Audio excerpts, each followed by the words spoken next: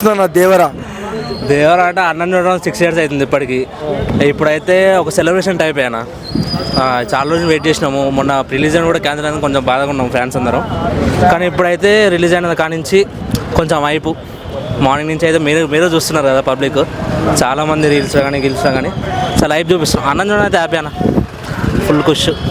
Hype ఉన్నప్పటికీ కావాల్సిగా కొంతమంది negative చేస్తున్నారు సినిమా పైన. అంటే నెగిటివ్ చేస్తున్నా అంటే అది కొంతమంది కావాలని ట్రోల్స్, ఇంకా ట్రోల్స్ మనకు తెలుసు కదా, ఉంటారు కదా చెడగొట్టడానికి. ఫ్యాన్స్ చెడగొట్టడానికి అంతే ఉంటుంది అన్న, దాని మించి ఏం లేదు. అండర్ వాటర్ సీక్వెన్స్ ఎలా అనిపించింది? ఇక తెలుసు కదా, ఇక అండర్ వాటర్ అంటే మేము అన్నీ చూడలే కానీ అన్నం చూసి అదే ఎక్కువ అన్న మాకు. అన్నం చూసే ఎక్కువ మాకు. అనుకోకుండా సాంగ్ అది, సారీ ఆయుధ పూజ సాంగ్ డాన్స్ నిన్న రిలీజ్ అయింది.